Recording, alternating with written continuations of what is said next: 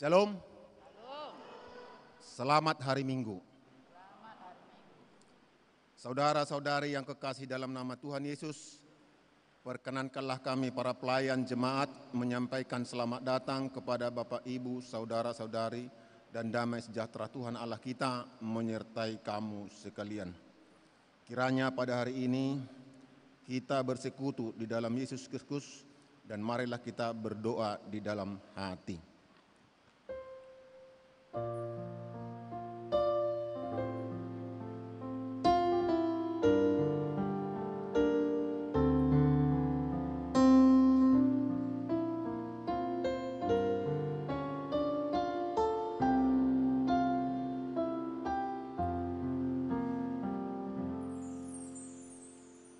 Marilah kita bernyanyi dari Kidung Jemaat nomor 454 ayat 1 sampai 3.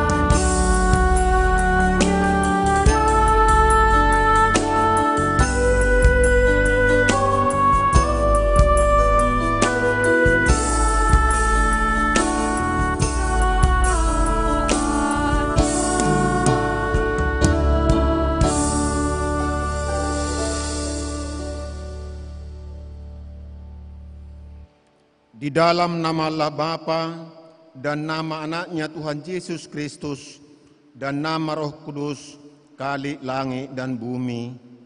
Amin. Allah itu bagi kita tempat perlindungan dan kekuatan, sebagai penolong dalam kesesakan sangat terbukti. Sebab itu kita tidak akan takut, sekalipun bumi berubah, sekalipun gunung-gunung goncang di dalam laut. Haleluya.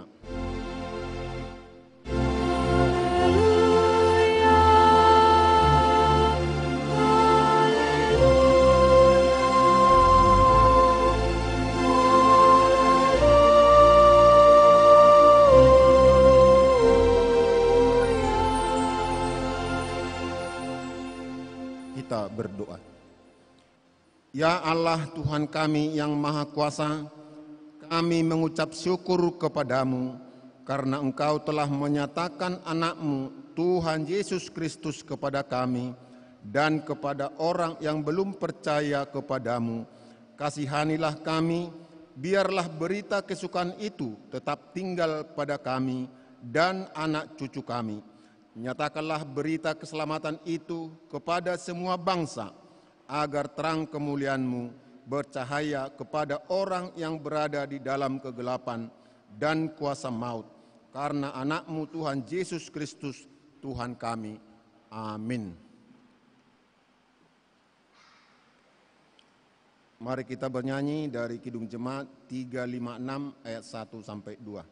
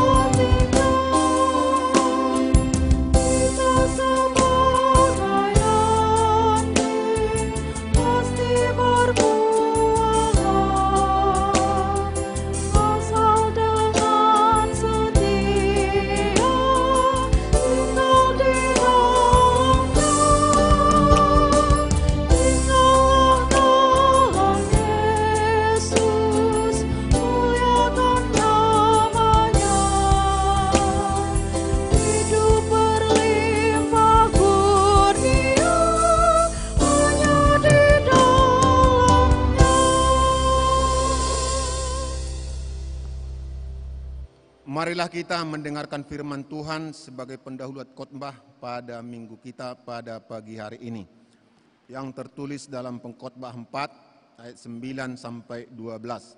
Pengkhotbah 4 ayat 9 sampai 12. Kita sama-sama dan bergantian membacanya. Demikianlah firman Tuhan. Berdua lebih baik daripada seorang diri, karena mereka menerima upah yang baik dalam jerih payah mereka. Karena kalau mereka jatuh, seorang mengangkat temannya. Tetapi wahai orang yang jatuh, yang tidak mempunyai orang lain untuk mengangkatnya. Juga kalau orang tidur berdua, mereka menjadi panas. Tetapi bagaimana seorang saja dapat menjadi panas? Dan bila mana seorang dapat dialahkan, dua orang akan dapat bertahan. Tali 3 lembar tak mudah diputuskan. Demikianlah firman Tuhan. Berbahagialah orang yang mendengarkan firman Allah serta menghayatinya. Amin. Kita bernyanyi.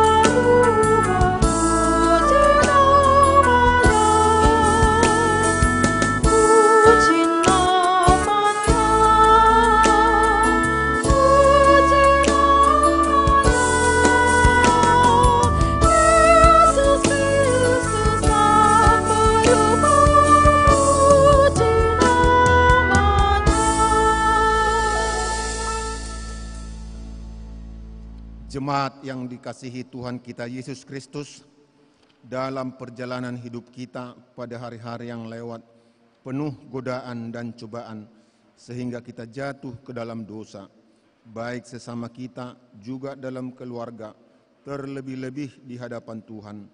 Mari kita datang ke hadapan Tuhan bersembah sujud untuk meminta pengampunan dosa-dosa kita. Mari kita menyesalinya. Kita berdoa dalam hati.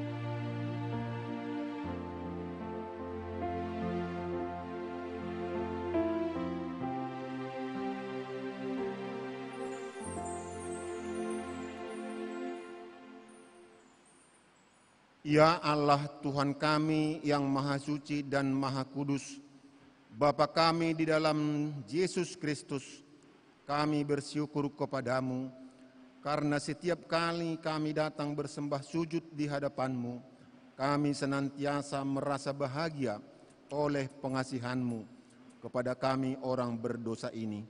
Oleh karena itu, kami datang lagi merendahkan diri di hadapan-Mu, memohon kampunan dosa kami, karena kami senantiasa melanggar hukum-Mu seperti domba yang sesat. Kiranya Engkau tidak menutup pintu pengasihan-Mu kepada kami. Terimalah kami menjadi anak-anak-Mu, karena Engkau tiada berkenan melihat kematian orang fasik, melainkan Engkau menghendaki pertobatan supaya ia hidup. Ampunilah segala dosa dan kejahatan kami, oleh karena kasih Yesus Kristus Tuhan kami. Tetapkanlah kasih sayang-Mu kepada kami, supaya kami merasa bahagia memanggil nama-Mu, sehingga segala perbuatan, kelakuan dan pikiran kami menjadi kemuliaan nama-Mu yang kudus itu. Amin. Kita dengarkan janji Tuhan tentang pengampunan dosa. Demikianlah firman Tuhan. Tetapi engkau memberati aku dengan dosamu, engkau menyusahi aku dengan dosamu, engkau menyusahi aku dengan kesalahanmu. Akulah dia yang menghapus segala pemberontakanmu oleh karena aku sendiri, dan aku tidak mengingat-ingat dosamu. Dengarkanlah aku, hai kamu yang mengejar apa yang benar, hai kamu yang mencari Tuhan. Pandanglah gunung batu yang daripadanya kamu terpahat, dan kepada lubang penggalian batu yang daripadanya kamu tergali. Segala kemuliaan bagi Allah di tempat yang maha tinggi. Amin.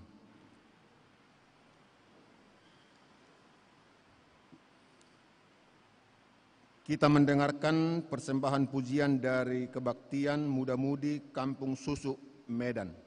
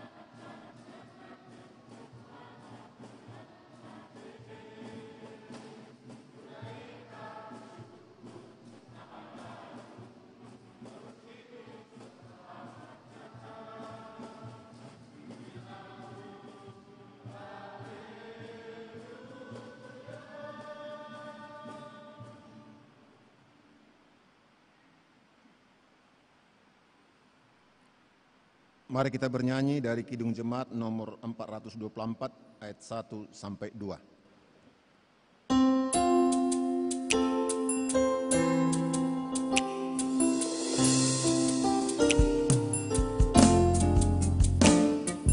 Yesus menginginkan daku bersinar baginya,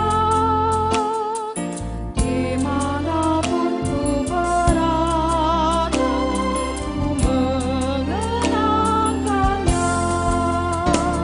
Bersinar, bersinar, itulah kehendak Yesus. Bersinar, bersinar, aku bersinar terus.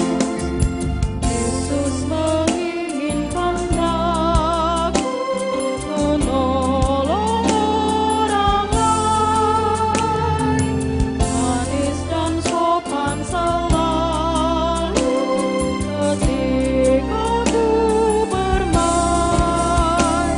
Bersinar, bersinar, itulah kehendak Yesus. Bersinar, bersinar, aku bersinar terus.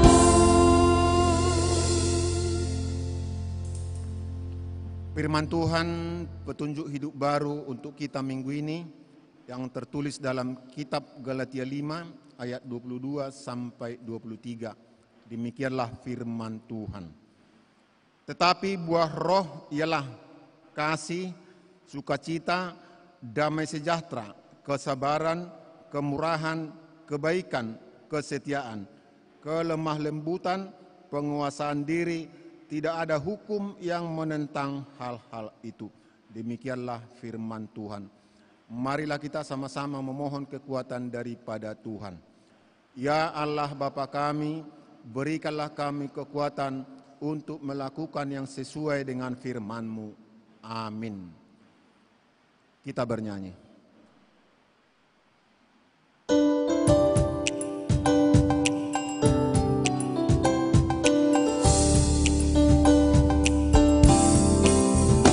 Aku milikmu, Yesus Tuhanku, ku dengar suara-Mu. Ku merindukan datang-datang dan dilayani oleh-Mu. Raihlah dan dekatkanlah pada kaki salib-Mu. Dan dekatkanlah ke sisi-Mu, Tuhanku. Aku engkau-Mu, Kau sucikanlah oleh kasih kurnia. Hingga jiwaku tak akan ragu kehendak-Mu yang mulia. Raihlah aku dan dekatkanlah pada kaki salib-Mu. Raihlah aku, dan dekatkanlah ke sisi-Mu, Tuhanku. Marilah kita bersaksi mengikrarkan pengakuan iman kita bersama jemaat pada segala abad di seluruh dunia ini. Mari kita sama mengucapkannya. Aku percaya kepada Allah Bapa yang Maha Kuasa, Khalik langit dan bumi. Aku percaya kepada Yesus Kristus, anaknya yang tunggal Tuhan kita, yang dikandung daripada, lahir dari anak darah Maria, yang menderita di bawah pemerintahan Pontius Pilatus, disalibkan, mati dan dikuburkan, turun ke dalam kerajaan maut, pada hari ketiga bangkit pula dari antara orang mati, naik ke sorga, duduk ke sebelah kanan Allah, Bapa kuasa, dan akan datang dari sana untuk menghakimi orang yang hidup dan yang mati. Aku percaya kepada Roh Kudus, gereja yang kudus dan am, persekutuan orang kudus, pengampunan dosa, kebangkitan daging, dan hidup yang kekal. Amin. Untuk menyambut firman Tuhan, kita bernyanyi dari Kidung Jemaat nomor 427 ayat 1 tambah 3.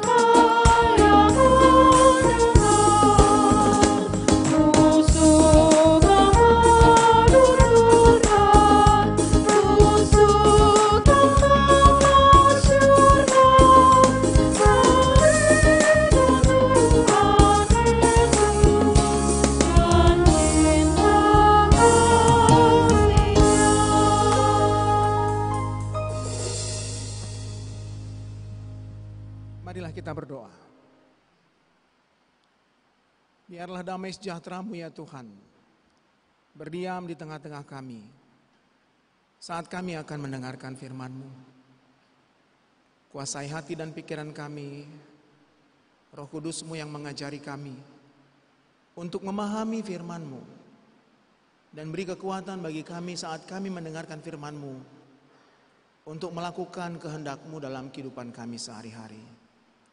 Berfirmanlah Tuhan atas kami pada saat ini, sebab kami sudah siap untuk mendengarkannya. Dalam nama Yesus Kristus, kami berdoa dan bersyukur kepadamu. Amin. Salam. Selamat hari Minggu. Ya. Bapak Ibu, saudara-saudara sekalian, firman Tuhan yang menjadi renungan buat kita di minggu yang ketiga. Di minggu yang ketiga Epifanias, tanggal 26 Januari 2025, diambil dari surat Paulus yang pertama kepada jemaat Korintus, pasal yang ke-12. Saya akan membacakannya mulai dari ayat yang ke-12 sampai dengan ayat yang ke-20.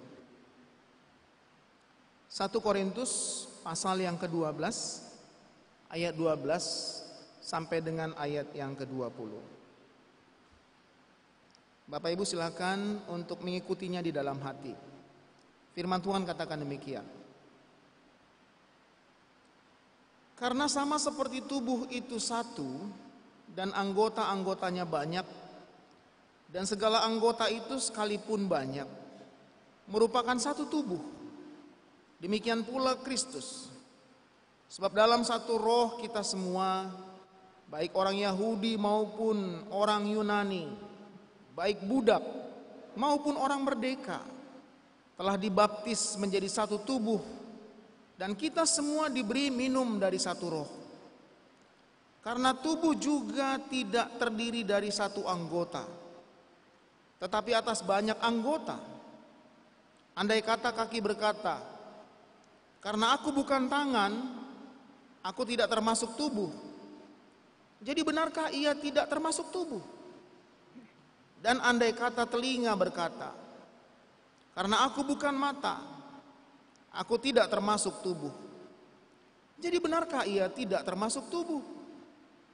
Andai kata tubuh seluruhnya adalah mata, di manakah pendengaran? Andai kata seluruhnya adalah telinga, di manakah penciuman? Tetapi Allah telah memberikan kepada anggota masing-masing secara khusus suatu tempat pada tubuh seperti yang dikehendakinya. Andai kata semua adalah satu anggota, di manakah tubuh? Memang ada banyak anggota, tetapi hanya satu tubuh. Sampai di situ firman Tuhan. Baik. Bapak Ibu, saudara-saudara, saya Jan Hotner Saragi, pendeta dari Gereja Kristen Protestan Simalungun dari GKPS yang sekarang melayani di Sekolah Tinggi Teologi Abdi Sabda Medan di Jalan Binjai. Firman ini menjadi pergumulan bagi Paulus berhadapan dengan kondisi situasi jemaat Korintus. Dan Bapak Ibu saudara-saudara, kalau mau ditanya sebenarnya dalam perjalanan kekristenan mulai ada kekristenan sampai kepada saat ini, sebenarnya apa ancaman terbesar bagi umat Kristen dalam perjalanan kekristenannya? Kalau mau ditanya, ancaman terbesar yang selalu dialami oleh umat-umat Kristen mulai dari ada kekristenan sampai pada saat ini itu apa ancaman terbesar? Mungkin sebagian orang mengatakan bahwa ancaman terbesar itu adalah hambatan dari agama-agama lain yang tidak menginginkan ada kekristenan.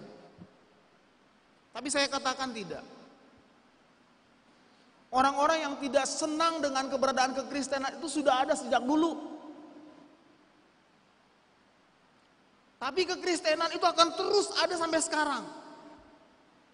Tidak sedikit umat Kristen itu dihambat, diganggu, diancam. Tapi sampai saat ini kekristenan itu masih ada. Bahkan terkadang dalam perjalanan kekristenan di dunia ini, hambatan itu justru menjadi vitamin yang luar biasa. Vitamin yang luar biasa. Menguatkan persekutuan orang-orang percaya sampai pada saat ini. So kalau kita dengar di media sosial ada ancaman kekristenan dari sini, ada gangguan di sana, nggak boleh ibadah di sini, nggak boleh seperti ini di sana. Tapi Bapak Ibu saudara-saudara, kekristenan tidak pernah mati hanya karena itu. Lalu apalagi ancaman yang mungkin bisa kita katakan dikategorikan merupakan kekuatan besar untuk menghancurkan kekristenan? Apa? Penderitaan. Dalam perjalanan kekristenan, penderitaan itu sudah dialami sejak dulu. Sudah dialami. Tidak sedikit orang Kristen karena iman percayanya menderita. Tidak sedikit.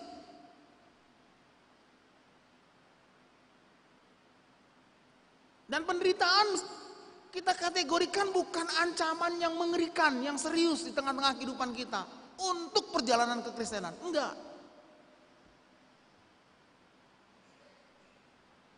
Ada lagi yang mengklaim katanya bahwa yang mengancam itu apa? Iblis. Dari dulu udah ada iblis. Sekarang ini mungkin kalau Bapak Ibu dengar berita terbaru, katanya iblis saja pun sudah nggak mau lagi jadi iblis. Nggak mau lagi, karena selalu jadi kambing hitam dia.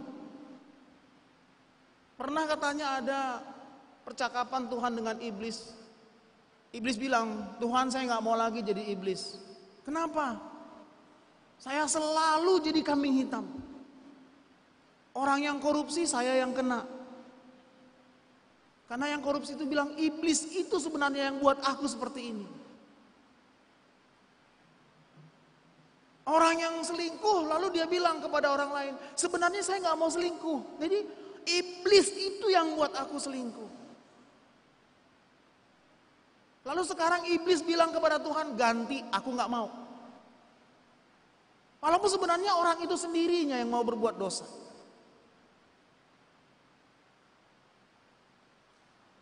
Maka ancaman terbesar sebenarnya bukan itu. Yang tadi itu bukan orang-orang yang tidak menginginkan persekutuan kekristenan, bukan itu ancaman terbesar. Kemudian yang kedua apa? Penderitaan, bukan itu yang terbesar. Lalu yang ketiga mungkin apa kita kategorikan? Iblis atau setan, bukan itu yang terbesar. Tapi ancaman yang terbesar di tengah-tengah perjalanan kekristenan itu apa? Nilai-nilai persekutuan kita. Nilai-nilai persekutuan, kesatuan kita. Apa yang bisa memecah belah kekristenan? Ini harus kita akui. Apa yang bisa memecah belah kekristenan? Mulai dari awal sampai kepada sekarang ini, apa yang bisa? Ya karena terkadang kita berbeda. Dulu nggak ada GKPS, nggak ada. Dulu nggak ada GKPI. Dulu nggak ada HKBP. Dulu nggak ada Katolik, nggak ada. Satunya semua pengikut Kristus. Dan dalam perjalanan kehidupan umat percaya, orang yang mengikut Kristus. Kalau Bapak Ibu nggak percaya, datang ke Abisabda. Ada mata kuliah sejarah gereja. Saya bersedia memfasilitasi kalau mau. Lalu kita bisa lihat bagaimana perjalanan itu.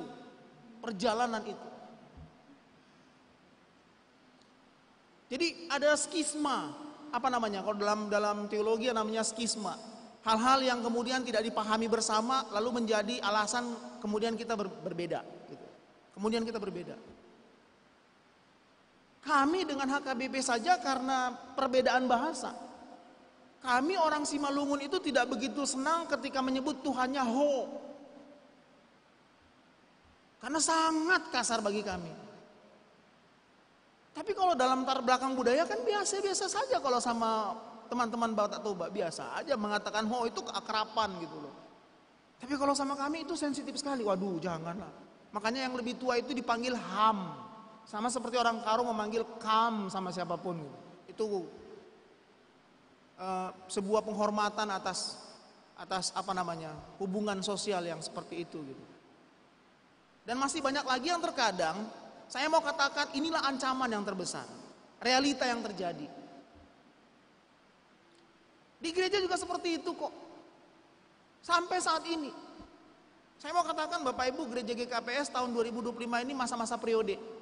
Masa-masa periode dimulai dari periodenya jemaat-jemaat, periodenya pengurus kategorial, periodenya ini.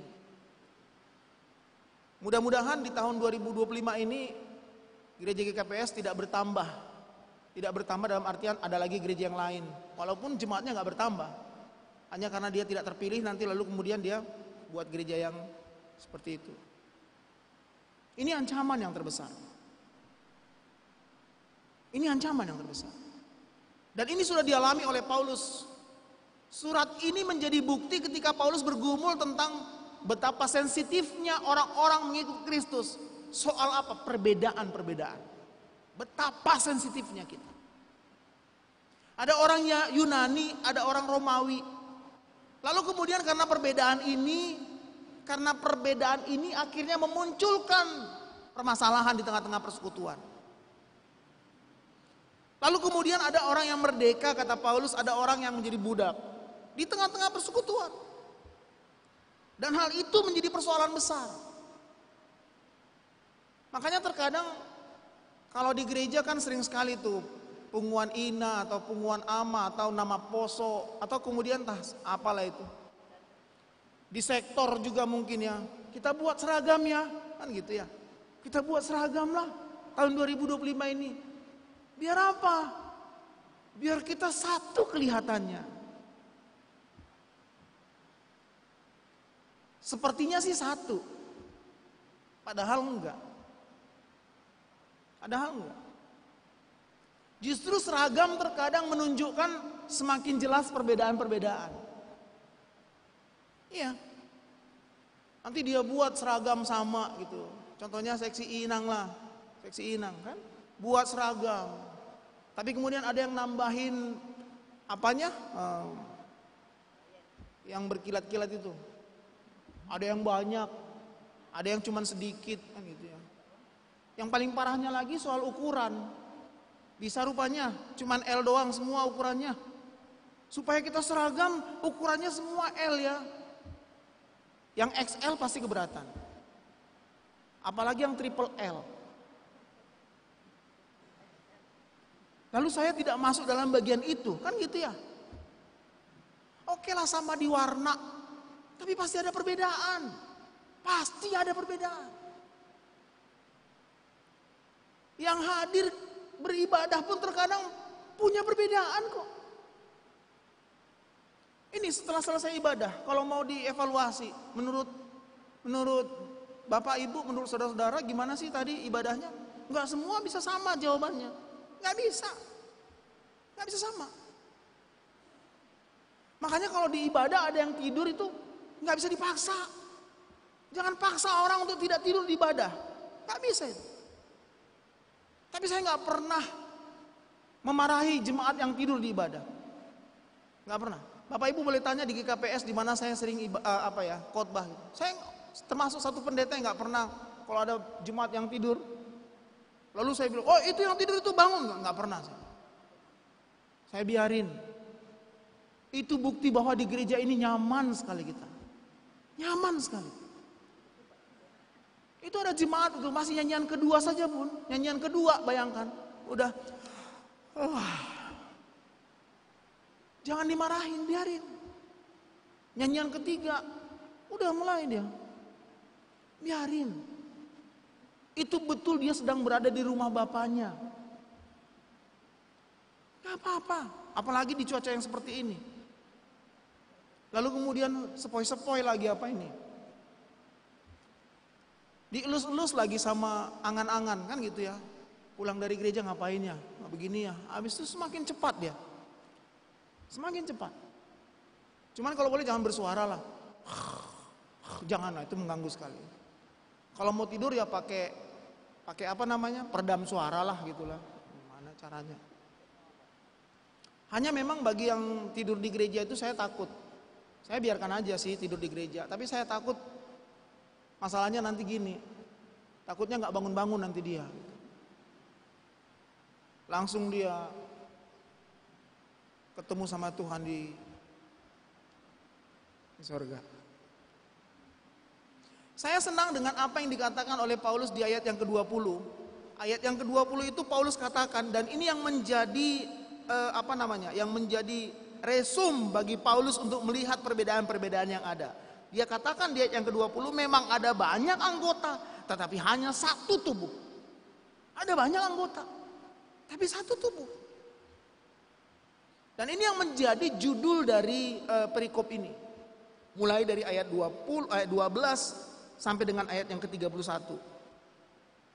Judul perikop itu menunjukkan ya seperti itu memang kajian teologi Paulus tentang perbedaan-perbedaan yang ada di tengah-tengah kita. Metafora tubuh manusia yang dipakai Paulus untuk melihat perbedaan-perbedaan yang ada di tengah-tengah kita ini itu mau mengatakan bahwa sebenarnya jangan ada di antara persekutuan umat percaya mengatakan dirinya lebih penting daripada yang lain. Jangan ada. Metafora yang mengatakan apa boleh kaki bilang sama telinga saya lebih hebat gitu.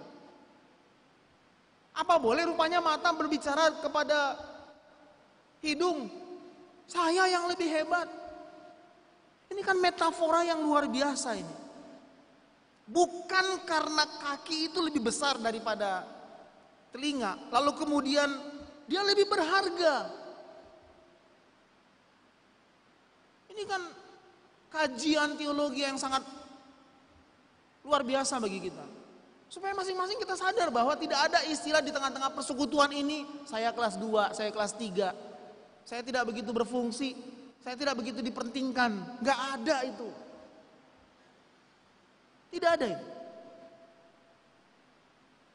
Bukan karena jantung ada di dalam tubuh lalu kemudian mata ada di luar lalu kita katakan jantung lebih bagus dibanding dengan mata.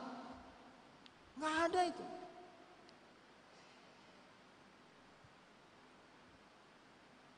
Artinya jika ada upaya membanding-bandingkan bahkan membuat klasifikasi dan stratifikasi, itu ancaman yang berbahaya sekali di tengah-tengah kehidupan persekutuan umat percaya. Hati-hati jika sampai seperti itu. Hati-hati sekali. Maka di mulai dari ayat 12 sebenarnya, ayat 12 Paulus katakan, sama seperti tubuh ini yang sebenarnya satu, demikian juga orang percaya harus satu. Lalu di ayat yang berikutnya, ayat 14, dianalogikanlah melalui metafora tubuh yang tidak terdiri dari satu jenis anggota tubuh saja. Itu metafora yang cukup cerdas. Yang cukup cerdas. Yang sebenarnya ini mau mengatakan bahwa kekristenan juga harus seperti ini loh. Kekristenan jangan pernah menganggap bahwa dirinya itu lebih penting daripada orang lain. Kita ini kan bukan di tengah-tengah di dalam kehidupan kekristenan, kita ini bukan berorientasi kepada kedudukan, kepada itu bukan soal posisi, tapi itu soal apa? Fungsi. Harusnya orientasi umat percaya itu dalam persekutuan ini bukan tentang posisi. Jangan karena kaki itu posisinya di bawah lalu kita katakan nggak begitu penting ini, nggak begitu penting. Jangan. Jangan ada pemahaman yang seperti itu. Jangan karena hidung yang bisa dipegang-pegang seperti ini nggak begitu penting ini. Makanya Bapak Ibu bersyukurlah kita hidung yang seperti ini yang kita punya, yang lubangnya ke bawah. Coba bayangkan kalau hidung kita lubangnya ke atas.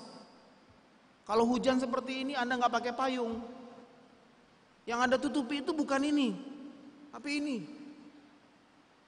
Sempat masuk kan air hujan kan.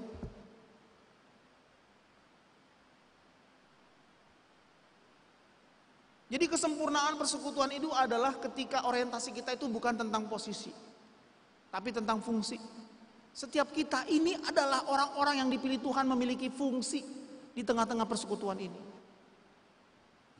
Tidak boleh ada yang mengatakan, oh dia yang lebih penting. Tidak boleh sebenarnya. Tidak bisa di tengah-tengah persekutuan ini yang mengatakan, kalau saya nggak begitu apalah, nggak begitu berfungsilah, mau nggak ada pun nggak apa-apa. Oh jangan pernah seperti itu. Kekristenan justru dibangun dari kebersamaan, dibangun dari rasa yang sama-sama memiliki di tengah-tengah persekutuan ini. Kita semakin besar bersama-sama. Maka ketika menerima telepon untuk bertugas di GKPI, saya nggak pernah bilang, oh nggak mau saya GKPS nggak mau. Oke baik, karena kita tahu bahwa kita kekristenan ini tidak boleh berorientasi kepada, oh kami kan Simalungun, oh itu kan begini, oh ini, waduh. Kecuali kalau pernah ada datang dari sorga perintah yang mengatakan bahwa hanya GKPS saja yang masuk sorga, gitu. Kan nggak ada, nggak pernah ada. Dan hati-hatilah Bapak Ibu Saudara-saudara. Sekali lagi saya mau katakan, ini hal yang paling sensitif. Persekutuan ini hal yang paling sensitif. Kita mau coba, kita mau usahakan sesuatu yang sifatnya memang menyatukan, tapi selalu aja ada. Selalu aja ada. Yang terkadang karena perbedaan sedikit pun akhirnya memecah belah kita. Persekutuan ini penting, kesatuan ini penting. Sangat penting. Gak bisa kita jalan sendiri. Gak bisa. Saya mau cerita Bapak Ibu Saudara-saudara. Ketika di tahun lalu, di masa-masa Natal, mulai bulan Desember, terutama buat bapak-bapak lah, teman-teman bapak-bapak yang punya istri gitu ya. Ketika Natal dulu, itu Inang di rumah sering itu ngajak, Ayo Pak, kita lihat ke mall, ada katanya apa, pohon Natal yang besar katanya di mall. Kalau Amang di jemaat ini gimana? Kalau diajak sama Inang seperti itu, ayo, mau nggak? Tapi kalau saya mau, ayo gitu. Karena saya ingat bahwa Hawa pun berbuat dosa ketika tidak ditemani sama Adam. Maka saya dampingi. Kami sama ke mall. Saya di mall tuh pegang tangan Inang. Mungkin kalau ketemu sama saya nanti di mall, lihatlah, kayak kita pegang tangan, sangat mesra. Lihat apa, pohon Natal, fotoan. Kemudian jalan dari lantai 1 jalan, lantai 2, ayo Pak ke lantai 3, ayo, saya ikutin. Lantai 4 Pak, ayo lantai 4. Tapi begitu ada godaan-godaan, 30% diskon, ada lagi godaan, itu bagus tuh. Beli 2 dapat 3. Sana ini tetap kita pegang. Kita pegang erat tangan ini. Bentuk dari kebersamaan itu gitu loh. Dan memang sampai dari datangnya sampai ke pulangnya tidak ada perbuatan dosa di situ. Enggak ada, sampai kami pulang. Sampai ujung-ujungnya ya pajak melati juga nya.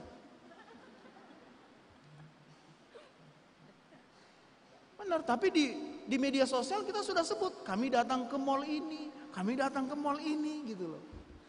Lalu orang mungkin mau buat dosa dengan mengatakan, hebat kali pendeta itu. Terus gimana rupanya gajinya? Terus apa rupanya? Mereka nggak tahu bahwa ada sesuatu gitu loh. Dari apa? Dari buah dari kebersamaan ini. Makanya Amang, kalau nanti Inang minta ke mall, ikut pegang erat tangannya. Pegang erat supaya tidak terjadi dosa. Itu tips dari saya kalau mau. Dan ujung-ujungnya nanti kemana? Ke Pajus. Ya kan dekat sama gereja lagi. Bila perlu pulang gereja ke sana gitu kan, jadi enak dia. Pentingnya kebersamaan ini. Pentingnya kesatuan ini. Rapuh sekali loh, rapuh sekali. Soal denominasi, kekristenan lah, sorry untuk mengatakannya. Kekristenanlah dalam berbagai agama-agama di dunia ini yang denominasinya sangat banyak. Sangat banyak. Coba bayangkan, dibedakanlah, ada Kristen Ortodoks, ada Kristen Katolik, ada Kristen Protestan. Itu baru 3 yang dominan. Lalu di Kristen Protestan saja pun bisa dibagi bahkan sampai ratusan denominasi yang lain lagi. Sudah sama-sama Protestan pun dia Protestan mana? Kan itu loh. Protestan Calvin kah itu, Protestan Lutheran kah itu, Protestan Karismatik baru kah, Pentakosta baru kah dan sebagainya. Sudah sama-sama Lutheran pun dibagi lagi. Lutheran mana nih? Kan gitu ya. Capek kita. Kalau mau melihat betapa sensitifnya ini, persekutuan ini, betapa sensitifnya ini menjadi sarana untuk menghancurkan kita. Maka dari teks ini kita bisa belajar. Jangan gampang kita untuk tergoda, untuk pecah. Jangan gampang. Yang utama di tengah-tengah persekutuan kita ini adalah bagaimana kita bisa saling membangun. Saling mendukung, amin. Iya. Dari situlah nilai dari iman percaya kita, dari situ. Menerima dan menjadikan orang lain atau yang lain itu tidak jauh lebih penting daripada kita. Itu perbuatan yang luar biasa loh. Perbuatan yang luar biasa. Kekristenan yang cerdas itu tujuannya itu pasti dalam rangka apa? Membangun persekutuan ini. Kita dipanggil untuk memiliki roh menghargai orang lain. Makanya di ayat yang ke-13 itu kan Paulus berani katakan, kita ini sama-sama dibaptis menjadi satu tubuh, diberi minum dari satu roh. Ini kekuatan kita, lain tidak ada. Dan mari sama-sama kita membangun persekutuan ini menjadi lebih baik. Jangan gampang untuk menjadi sumber atau menjadi sarana memecah belah. Jangan gampang, jangan mau. Ada orientasi kita yang lebih mengutamakan persekutuan ini dibanding dengan yang lainnya. Dan biarlah ini menjadi pesan buat kita. Ketika Paulus katakan ini lebih penting loh, ada banyak anggota loh, tapi ingat bahwa kita ini satu tubuh. Ada banyak anggota. Ada banyak, mungkin Anda kalau dianalogikan saat ini adalah mata, atau Anda pada saat ini dianalogikan sebagai apa? Telinga, atau Anda dianalogikan pada saat ini sebagai apa? Tangan. Kita kerjakan, kita lakukan seperti fungsinya, tapi bukan dalam rangka memecah-mecah. Tangan kemudian mengatakan, oh nggak berguna nih mata. Tangan kemudian mengatakan, oh nggak berguna nih. Nggak gitu juga. Tapi kita kerjakan seturut dengan fungsi kita. Sama seperti yang saya katakan tadi. Melalui khotbah ini apa? Yang terutama itu bukan posisi. Yang terutama itu apa? Fungsi. Kekristenan itu sering jatuh dalam perpecahan karena apa? Disorientasi. Disorientasi apa? Fungsi. Bukan disorientasi posisi. Sebab kita selalu mengutamakan yang namanya posisi. Tapi yang paling utama sebenarnya adalah fungsi. Yang paling utama adalah fungsi. Sama seperti yang dikatakan oleh Paulus di teks ini. Apapun kita, siapapun kita, tapi yang paling utama adalah bagaimana fungsi kita membangun persekutuan ini. Senyum saja Bapak Ibu terhadap sesama, itu sudah membangun persekutuan. Tadi sudah ada yang senyum masing-masing? Ada? Atau ada yang belum senyum? Silakan senyum kepada sesamanya. Kalau di gereja ini Anda senyum gak apa-apa, gak ada praduga buruk, gak ada. Tapi kalau Bapak Ibu di pinggir jalan sana senyum-senyum, itu baru udah lama ini gak makan obat ini. Gitu lah. Tapi kalau di gereja inilah memberikan senyum kita pun kita pelit. Ayo senyum yuk. Iya kan? Terkadang apa ini refleksi, maaf ya. Di gereja saja pun gak mau saling senyum gitu loh. Apalagi untuk apa ini pemuda-pemudi. Ya mudah-mudahan jodoh lah. Karena tebaran senyummu itu akhirnya banyak yang simpati gitu loh. Karena senyummu itu akhirnya ada lesung pipit yang nampak. Mantap. Ada banyak yang bisa kita lakukan dalam menjaga persekutuan ini. Dan itu yang Tuhan perintahkan buat kita. Mari kita sama-sama menjalankan fungsi kita sebagai orang percaya. Mau apapun itu. Mungkin saya hanya sehelai rambut, nggak apa-apa. Itu juga berfungsi untuk apa? Keindahan tubuh ini. Mungkin hanya jari kelingkingnya saya, nggak apa-apa. Itu juga bagian dari yang luar biasa di tengah-tengah kehidupan kita. Mungkin saya hanya ya gigi lah gitu. Itu giginya pun yang sakit, yang sedang apa sekarang, yang sedang berlobang gitu. Ya udah nggak apa-apa. Kalau saya mau analogikan kan gitu ya. Tapi bagaimana kita berfungsi untuk kebaikan kerajaan Tuhan. Kalau kita baca sampai akhir perikop ini, Paulus sangat menegaskan sekali. Tidak akan mungkin sebenarnya sesama tubuh ini, sesama anggota tubuh ini saling menyangkal. Tidak akan mungkin. Tidak akan mungkin sebenarnya kita ini saling mengatakan, oh Anda tidak berguna, oh saya lebih hebat, oh ini nggak mungkin. Karena ketika Anda berjalan sendiri, kita tidak akan sampai pada tujuan kita. Sekali lagi mari Bapak Ibu, saya mengakhiri khotbah kita ini dengan mengatakan, berfungsilah sebagai umat Kristen. Ambil fungsi kita, menjaga persekutuan ini. Menjaga hal yang sangat sensitif ini. Mungkin ada banyak yang bisa menjadi sarana untuk memecah belah ucapan kita, sikap kita, tingkah laku kita, cara berpikir kita dan sebagainya. Tapi justru melalui teks khotbah ini kita diingatkan kembali bahwa ini tanggung jawab kita bersama. Ini menjadi bagian dari apa yang harus kita lakukan di tengah-tengah persekutuan kita. Amin.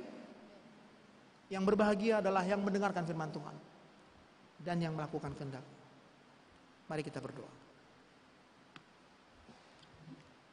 Kami bersyukur ya Tuhan untuk firman-Mu yang boleh kami dengar. Terima kasih kalau Tuhan ingatkan kami bahwa kami hanyalah bagian dari anggota-anggota tubuh yang satu. Dan terima kasih kalau Tuhan ingatkan, walau kami terkadang kurang diperhitungkan, seturut dengan bagian dari anggota-anggota tubuh itu. Tapi kami percaya di tengah-tengah kerajaan-Mu, setiap anggota yang kecil pun adalah anggota yang sangat berfungsi menjaga persekutuan ini. Berkati kami, sertai kami selalu, agar kami boleh melakukan, mengerjakan fungsi kami sebagai orang-orang percaya di hadapan-Mu. Agar persekutuan di gereja-Mu ini boleh kami jaga, kami rawat, dan semakin lebih baik lagi. Bahkan melalui persekutuan ini ya Tuhan, semakin banyak orang yang ingin bersama-sama dengan kami dalam persekutuan ini. Kami serahkan semua ini kepadamu Tuhan yang bekerja, memampukan kami agar apapun yang kami lakukan wujud dari iman percaya kami kepadamu. Terpujilah namamu ya Bapa. Kami akan lakukan, kami akan kerjakan apa yang Tuhan sudah firmankan buat kami. Dalam nama Yesus Kristus kami berdoa dan mengucap syukur. Amin.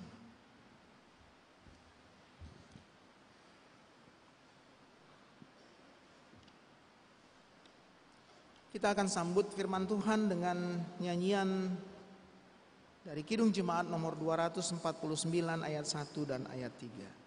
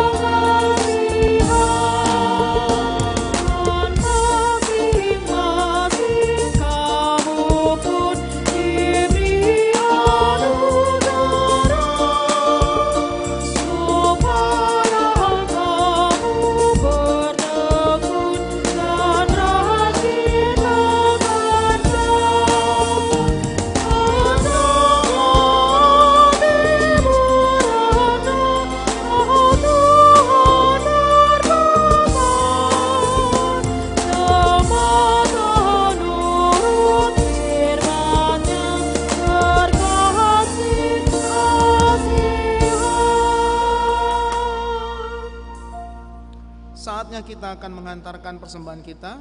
Sebelum kita memberikan persembahan korban syukur kita, marilah kita mendengarkan firman Tuhan yang menjadi dasar yang menghantar kita untuk memberikan kurban persembahan syukur, yang tertulis dalam Mazmur 96 ayat 7 dan ayat yang ke-8.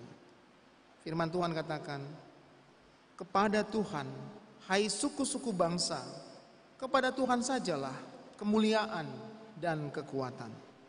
Berilah kepada Tuhan kemuliaan namanya, bawalah persembahan dan masuklah ke pelatarannya." Sekarang mari kita kumpulkan persembahan kita.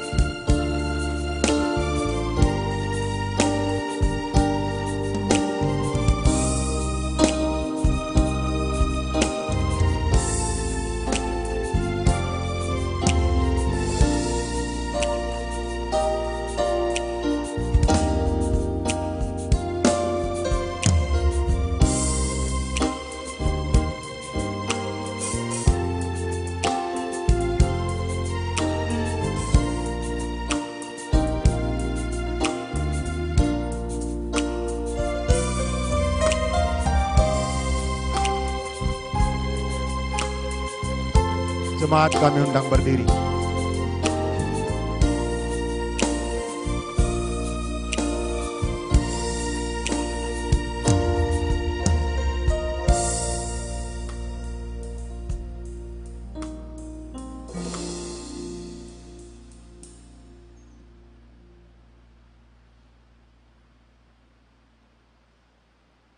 Marilah kita berdoa untuk menyerahkan persembahan kita kepada Tuhan.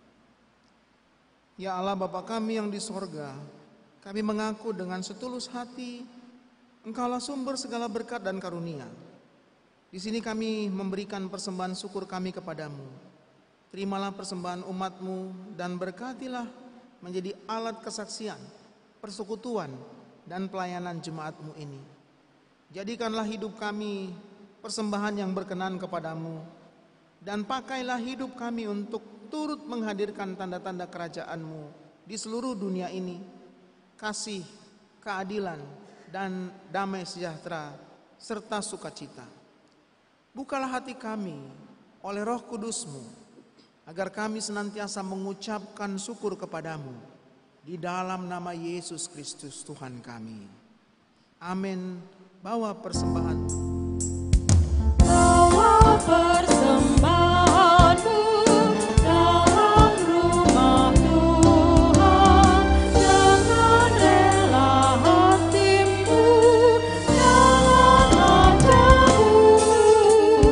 Bawa persembahanmu, bawa dengan suka. Bawa persembahanmu, tanda sukacitamu. Bawa persembahanmu, ucaplah syukur.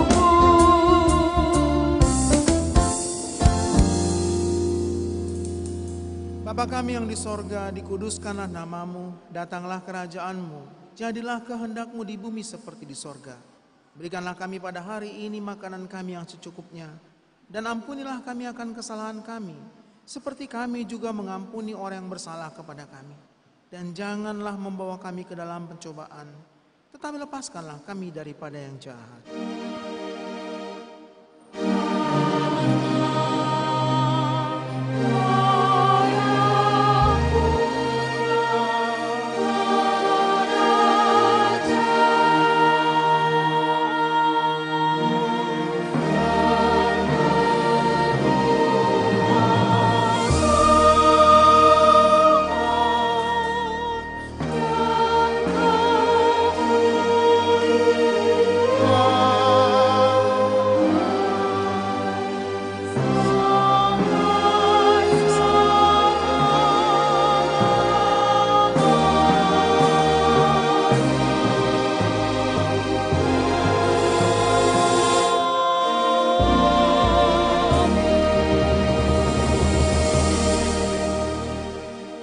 Jemaat Tuhan, pulanglah dan terimalah berkat dari Tuhan. Tuhan memberkati engkau dan melindungi engkau. Tuhan menyinari engkau dengan wajah-Nya dan memberi engkau kasih karunia. Tuhan menghadapkan wajah-Nya kepadamu dan memberi engkau damai sejahtera. Amin.